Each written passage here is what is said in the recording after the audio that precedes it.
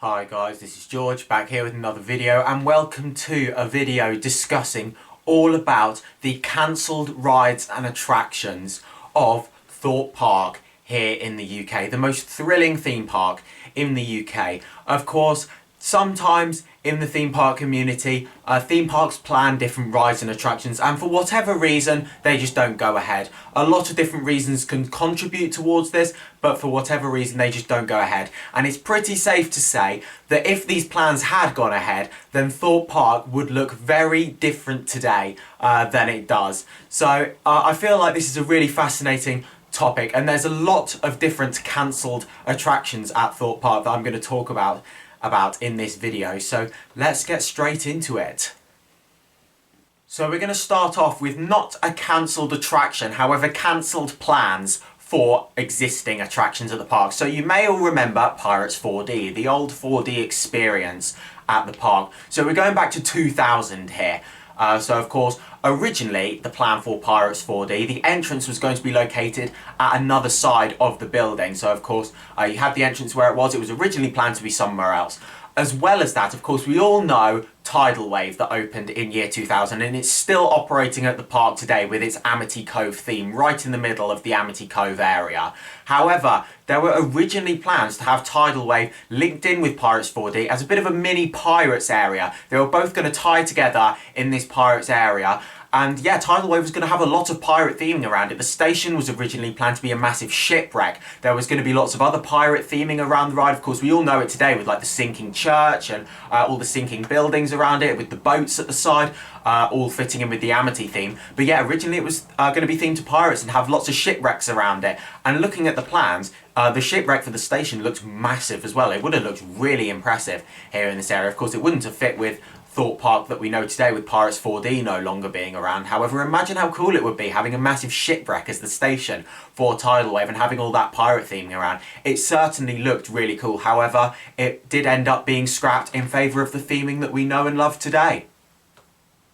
So in 2001, there were plans for an S&S shot tower to be built at Thorpe Park in the location of where Detonator is now. Of course, Detonator was originally supposed to be a temporary attraction to fill in for 2001 after the fire of the year 2000 demolished a lot of the rides at the park.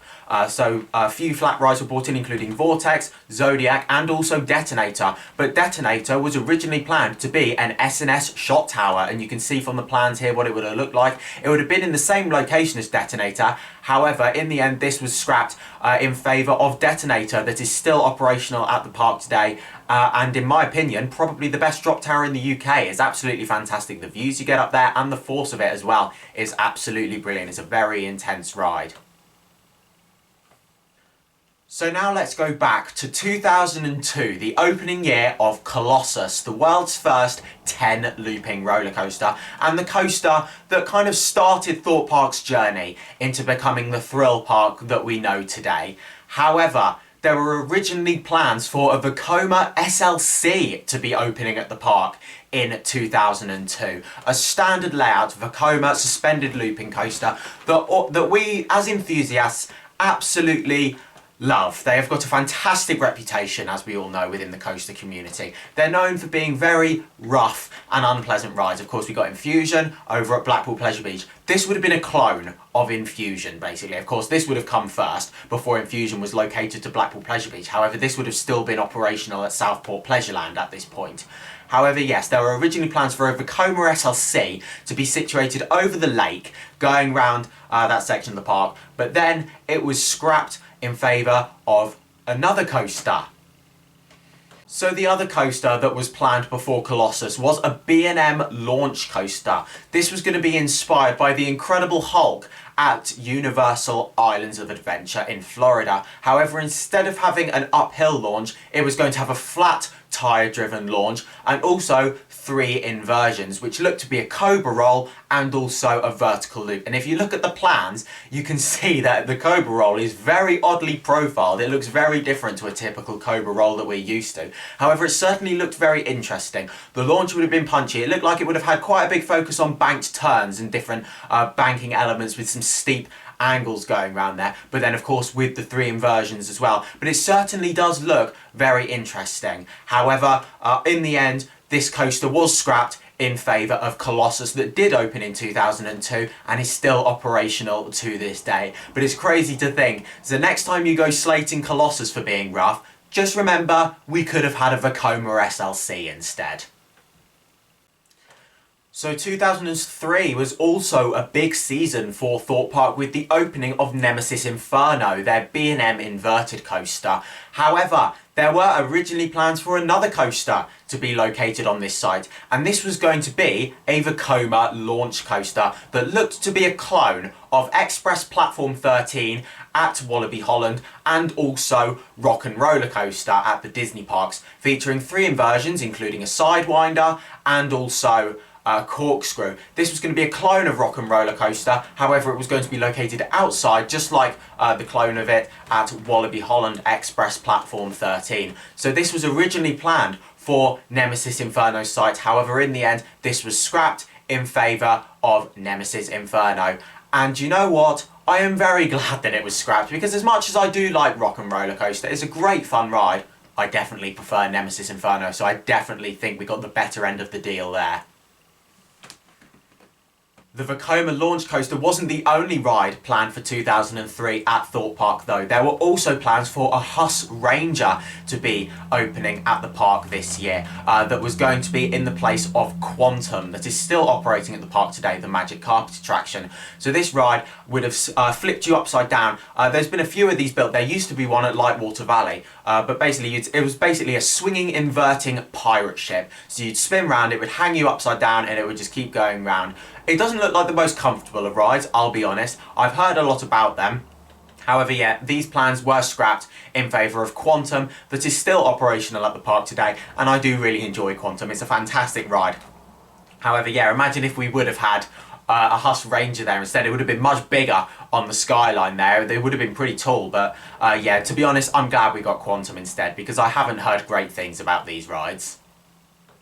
So in 2009, Thorpe Park opened Soar the Ride, the world's first horror-themed roller coaster, a Gerstlauer Eurofighter that is still operational to this day and is a very polarising coaster. A lot of people love it, a lot of people hate it. For me, I used to hate it, however, to be honest, in the last year or so, I've started to enjoy it a lot more. It's still definitely not one of my favourite rides, however, I have started to enjoy it a lot more. However, yes, I can appreciate that it is not the most comfortable ride. It can be rough, and I don't like the restraints on there. However, originally, there were plans for a GCI wooden coaster to be located on this plot of land. It would have had station fly-throughs, crossovers with Loggers Leap, and lots of other elements as well. It was set to be about 88 feet tall, have a track length of over 3,000 feet, and this would have been pretty much the Troy of the UK. If you've seen Troy at Toverland, it's a fantastic GCI wooden coaster.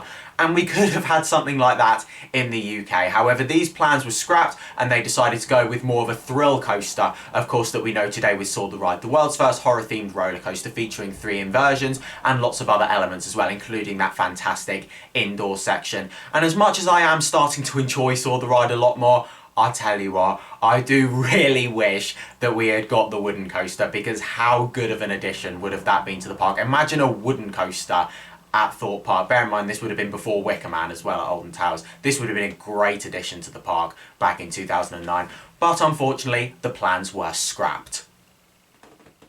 So back in 2011, Thorpe Park published their 10-year plan. This 10-year plan featured 3 roller coasters to be built within this period of time. The first one was the Swarm, which opened in 2012. However, more on that later. There was also plans for another coaster to be built on the island behind the Swarm. That was planned to open in 2015. In terms of the third one, we don't know a lot of information about that. However, there are going to be some other attractions that I'm going to talk about later that do have less information known about them. However, the coaster that was suggested to be put on the island behind the Swarm opening in 2015 was potentially going to be a B&M stand-up surf coaster. Now, there's been a lot of talk about what could have been on this island. Some sources suggest that there was never even a stand-up coaster plan for Thorpe Park at all. However, there definitely has been, as you can see by this concept from B&M. You can see what the train design would have looked like for this coaster. it seems like that this was most likely going to be the coaster that was going to be located on the island behind the Swarm and also behind Rumba Rapids as well. However, very little is known about this coaster. We never saw any plans for it other than this one concept image of the trains, and the plans were in the end scrapped due to the fact that attendance was falling at Thorpe Park. Between 2011 and 2012, attendance fell. Between 2012 and 2013, attendance fell further. The Swarm didn't perform as well as the park had hoped, so therefore this other coaster that was originally planned to open in 2015 was scrapped.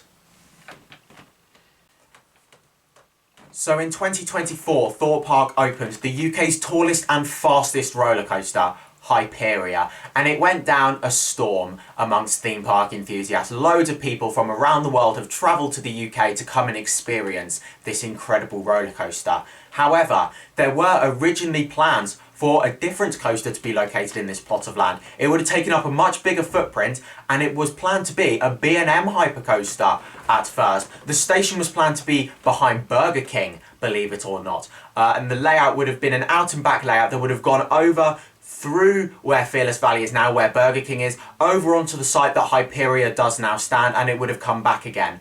Your classic out and back layout with lots of airtime hills, some unique looking turnarounds. It looked like you would have got some great floater airtime on this ride. However, in the end, those plans were scrapped for Hyperia, a much more compact roller coaster that they decided to go for, also by a different manufacturer, with lots of unique elements. Of course, that crazy outback that leads into the barrel roll, a fantastic dive loop on there as well, one of the best first drops in the world. As much as I was always hoping for a B&M hypercoaster at Thorpe Park, I am really glad we got Hyperia, because I absolutely love Hyperia, and yes, I'm sure the B&M hypercoaster would have still easily been the best roller coaster in the UK. But I'm glad that they went with something a bit different, because we got some really crazy elements on Hyperia, and this is really the start of Mack Rides starting to build a lot more crazy coasters. 2024 was a big year for them, and of course 2025 they opened Stardust Racers, but this was a massive stepping stone for this company. This is the tallest and fastest roller coaster that the company have ever built, so it was definitely a big deal for them, and it has gone down so well at Thorpe Park. Of course, it did have its issues towards like when it first opened. However, it's running much more reliably now, and it is an absolutely incredible ride. But yeah, imagine a B&M hypercoaster being there now. Crazy. So now let's talk about some other cancelled attractions at Thorpe Park, ones that we don't have a lot of information about, however, ones that were definitely too interesting to ignore. However, yeah, there's not a lot of information on these coasters.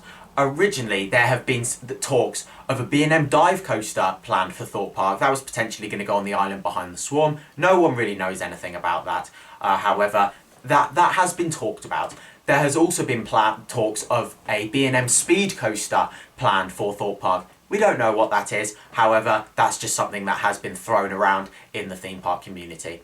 There has also been talks of a B&M 4D coaster planned for Thorpe Park, and of course this was never built. B&M have never built a 4D coaster, and to be honest, it's probably a good thing, because I'm sure it would be plagued with issues, just like X2 was when that was first built. Of course, an aerodynamics 4D coaster.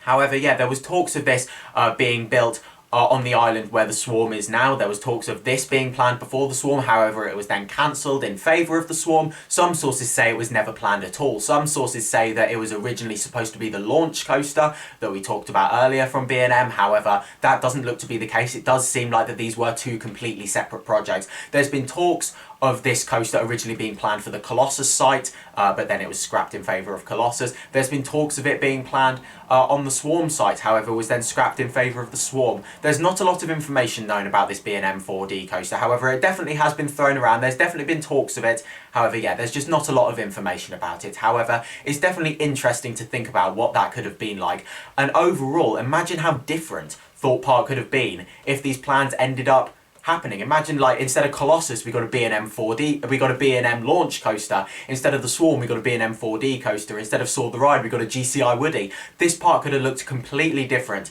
if it wasn't for all these changes of plans, and of course it wouldn't be the park that we know and love today. Of course, sometimes rides do go ahead, sometimes they do get cancelled for whatever reason. And I have really enjoyed going deep into the research of all of these different cancelled projects of Thorpe Park, because it's just interesting to think about what could have been instead of what did actually happen. It's just interesting to hear about like the history of the park and what was originally planned for these different sites. But there we go, that's now the end of this video here. Thank you very much for watching. Make sure to follow me on Instagram at George Kelly and follow me on Twitter at George Kelly. Thank you very much for watching. Stay safe everyone, and I will see you all later. Bye!